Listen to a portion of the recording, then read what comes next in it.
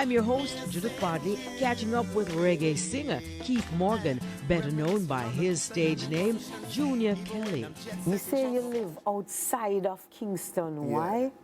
Yeah, it's outside of any metropolitan zone is conducive to creativity. You know, where birds or waterfall or anything like that near a river.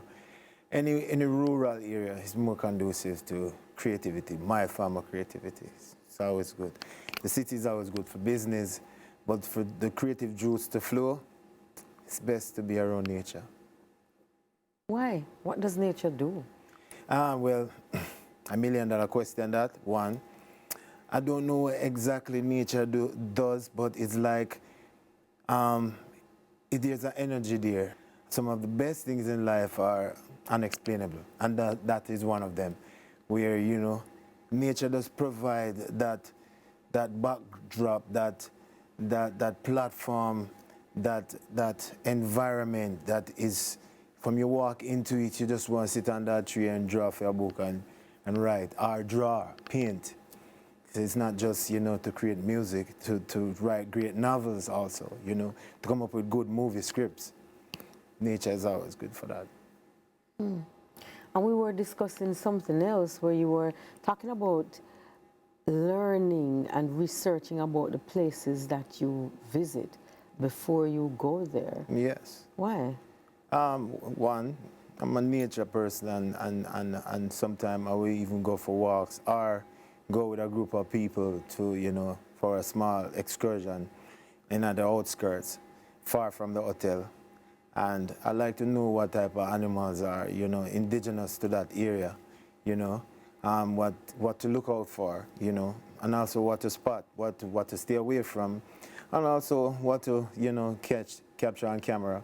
And it's always good to know the tradition of greetings in those countries, you know, and those religions and so forth, because the music and what I stand for is to see what makes us one, not see what makes us different. You know, and it's not just to go there and say that in that way. Is actually to let an individual know that they're welcome. The music is inclusive, you know, and an ambassador of the music should always remember that, especially of reggae, you know. Don't not know much about any other genre like I do with reggae and reggae artists. That's what we really stand for. It's not the music stand, when you go out there and represent the music, it's about, you know, what makes us as different groups, different religion, different background, what makes us one, what makes us the same. Of all the places that you have been to in Africa, which is your favorite and why? That's an interesting question. I think it would have to be Senegal. The Senegalese play the drums, like we, Nyabingi, when Rastafari gather and do Nyabingi.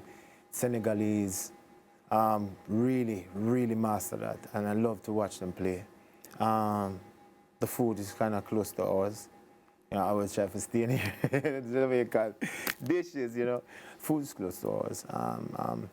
And the respect and the greeting, you know, it's welcome home, brother. I get that a lot, you know, and the greeting that I've never got this yet. When playing land and you come off and the mayor for the city would come with his family, want to take pictures. You know, it's like the whole airport come on a standstill for little me, you know. The whole time I was looking behind me, everybody had gathered and look for it. You know, it's weird to me. And it was me and the Rastafarians over there gather and them greet me at the airport at one of the gate. And there was a ceremony there, actually at the airport. It's never been done for me before. So them will a special place in my heart because they have accepted me, not just the music, but who I am, you know. And that's a lot for me. I'm not in any shape or form a part of, well, of course I am royalty, but I mean, no dignitary, no government minister, no, you know, no envoy to so and so to the UN or anything like that. It's just me, you know. And so it really assures me a spot in their heart also, and also that the music and what it stands for, my little contribution towards the greater good of the reggae industry, really stands for something, and it really resonates with those people. Yeah. So tell me something. Are you African? Of course I am. I'm African living in Jamaica. I always say. I'm African living in Jamaica. Well, some persons think that if you're born in Jamaica, you're a Jamaican. How can you be African if you are not from there? All right, you know, I've heard this. No way to I haven't confirmed it yet. You couldn't call Bob white.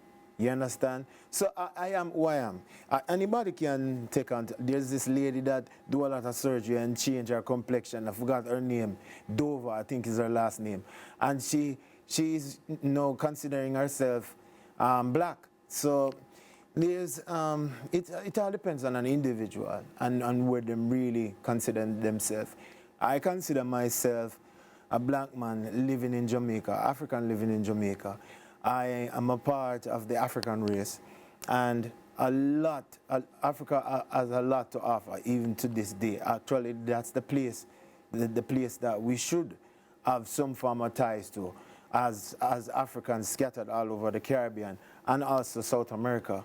Brazil is has the largest body of black people outside of Africa. You know what I mean? And it's really rich to know where you're from, and you can actually walk the walk, not Google and do that. That part of the research is very important. But the next step is saving, working, and buying a ticket and going on a journey. Just like how the Muslim goes on the Hajj every year, you know, is like a rite of passage, a journey, a spiritual journey for Muslims. For all black people all over the world, it should be like the Hajj, the journey back, you know. And if even once every 10 years, since you live here and you have ties to Jamaica, nothing wrong with ties. But you should have ties to Africa in some way, shape, or form. We pause for a cause, don't move a muscle. We're chatting with the If Love's So Nice entertainer, Junior Kelly. More on the other side.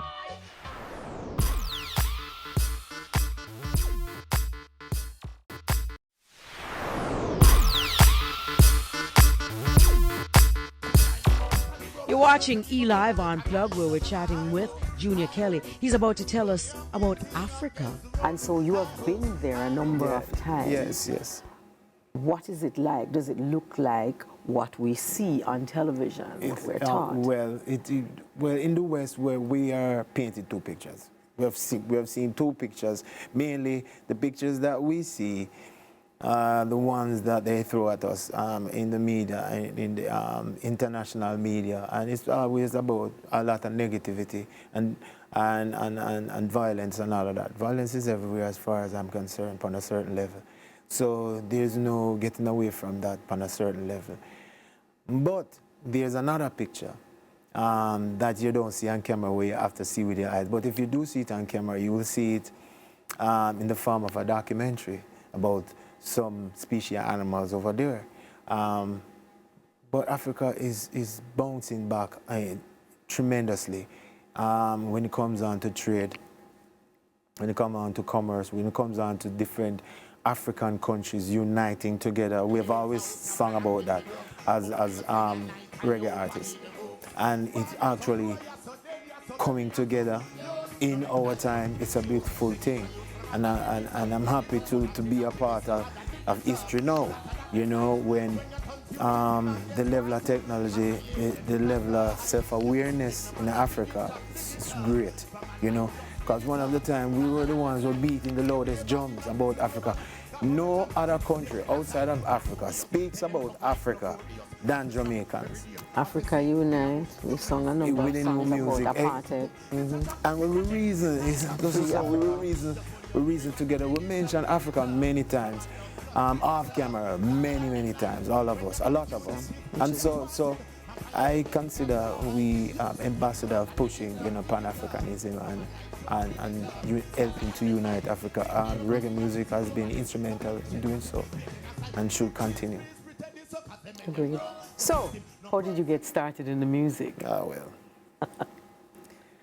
it was, the strangest thing. In my home, of course, my brother before me, Jim Kelly. Which is where? Your home? My home is in Spanish Town because my parents are from in the country and Manchester. And them, touch me. From Manchester. At the parish that you know. True, man, a holy stars, dude. And they came to Kingston early in their lives and then built a family and got married and then moved. Not all the way back, but Spanish Town. I'm settled in Spanish Town and raised their family. And my older brother, Jim Kelly, I'm the last one, so everybody older than me. And so Jim, he's the one who first took it out of the house. My father always played the banjo, and I've seen my grandfather play the guitar. So, music. And my mother, a church-going woman, always hang up her clothes and singing songs, singing all different type of hymns. So I'm always running, and she have a beautiful voice. Well, she's no longer with us. God rest her soul. She had a beautiful voice. My brother now, he started off as a chef through school, and transformed into this massive juggernaut of music and music potential, being on Kilimanjaro. Back then, artists who really want to make a name for himself have to be assigned to a sound system. I'm sure there was no contract written, but a man get assigned to a sound and him love that sound there and the boss love him, and then the synergy build and him stay there. Stereograph was one of those songs too. Charlie Chaplin was on that song. Well, Stereograph. Yes. Jim Kelly was on Kilimanjaro along with Supercat and Early B and so on. So he was the one who took it out the house. My mother used to have one of these coffin stereo, the long, yes. with the flip out the middle. Yes. Yeah, and the LP them on the side and all of that.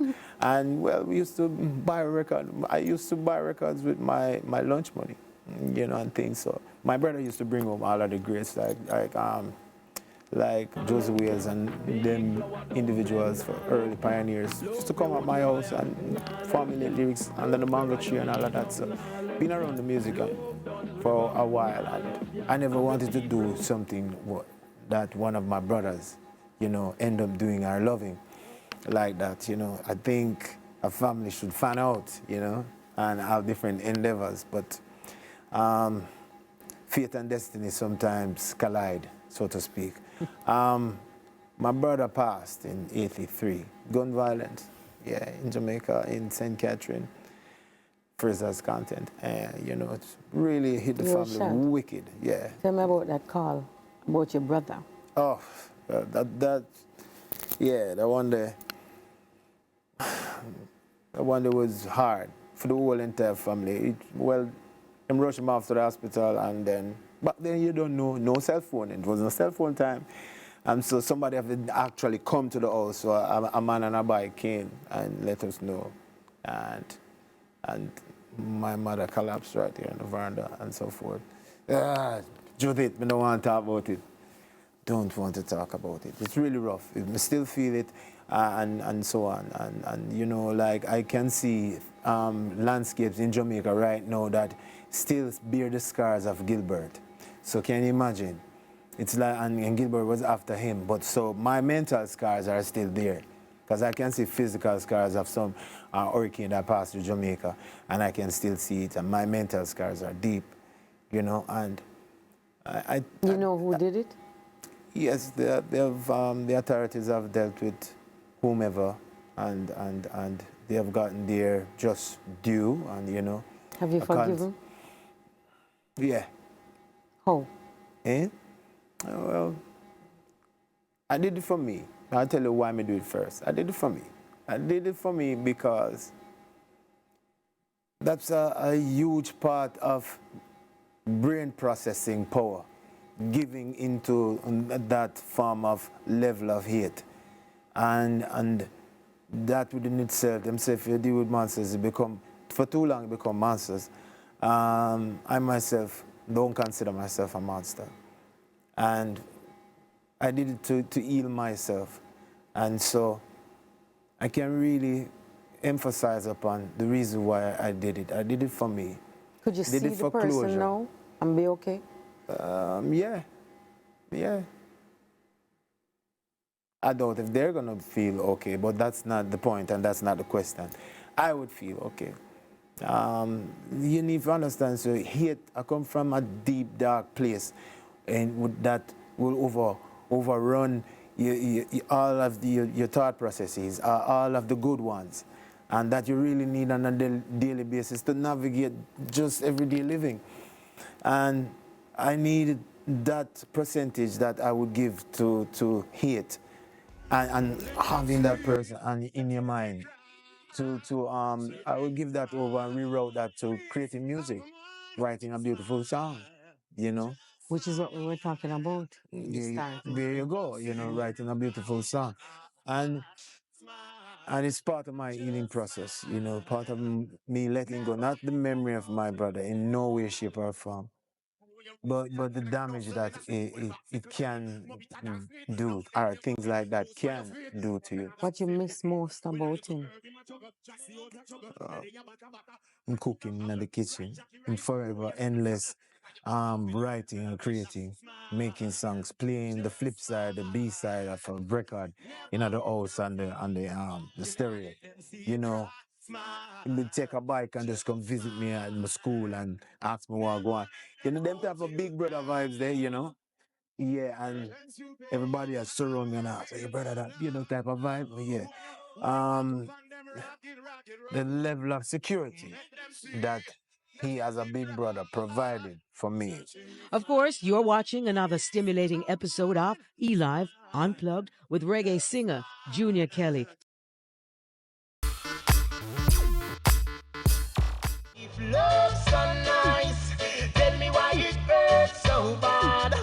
Welcome, it's the final segment of eLive Unplugged with the very talented reggae singer Junior Kelly. No, one of your most loved songs by the Jamaican would be If Love's So Nice. Yeah, closely behind Receive, yes, but yes. Without a doubt, hands down, Love So Nice, yes. Why that song? Why not that song? But why? Why did you write it? Where did it come from? Oh, well, that song wasn't written in Jamaica first thing. It was written overseas. It was written in Boston, Massachusetts. And a cool night, a blizzard night, actually, record-breaking snow in Boston. But yeah, why that song? That song have an interesting origin. I've been creating, I wouldn't say, searching, creating songs, and say, no, this not going to work, put that one side. And just creating different punchline and all different ideas, and finishing songs too, not just punchline. I was there in the 7th apartment on the 9th floor in a place called Roxbury. Height of Winter, I was playing an album from, it was a Bob Marley album. I don't remember the title of the album. I was playing Stir It Up, and on the original track there is like 20 minutes, no, less than that. I think around maybe 5 minutes where it's just instrumental of Stir It Up on the original. You hear the song, you hear the rhythm, stir it up, dear darling, stir, all those lyrics, and then a big gap. Yeah. All of that, and then a big gap when there's just instrumental. At the same time when that instrumental was playing, I hear a commotion in the passageway where my door is. I can see all the way down the passageway, down the hallway to the elevator. So there was this Jamaican living next door to me with a young lady from the States. She's as them say, Yankee. And there's a law in Boston that if, it's mandatory. It doesn't really matter who called the police. As long as the police come for domestic disputes, the male has to spend 24 hours away from that house, even if that house is his. As long as the lady is living there, if she just come to visit and something happened, well, she would have to leave with the police officers, not to be locked up, but just escorted out the building and tell her to go home.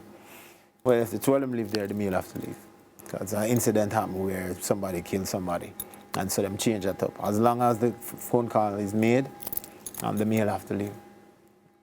Anyway, peep to the people now, and the music are playing in the background, stir it up. And so the guy in the passageway, and the two officers flanking him to the left and to the right, and he was at the doorway, and he was saying something to her.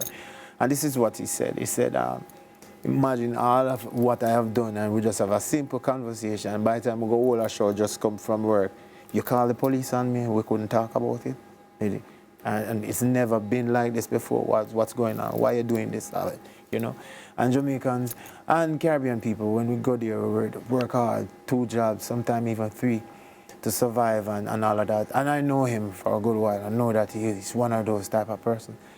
And the big empty space came where it's just rhythm. And I'm looking through the hole at the situation and watching this man get escorted out of the building, out of his apartment. And it just came.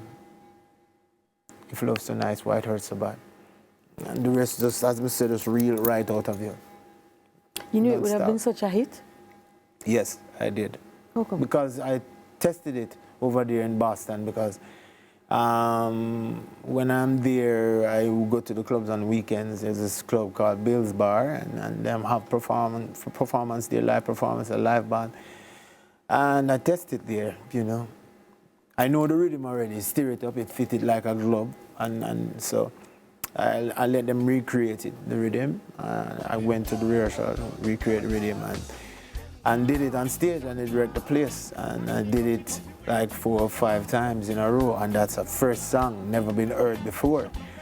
And I started to be an opening act for the band at Bill's Bar, at one of the spots, the reggae spots in Boston. So that song, let me know right away, and that's, as I said, created in the States. When I came down, I just get a producer and produce it, and you know, the song just run off. Well, actually it didn't, because I went, when I did it in Jamaica for Michael Stanford and his label, I went to do an album for Jetstar, my first album, which was a debut album called Rise for Jetstar back in the days.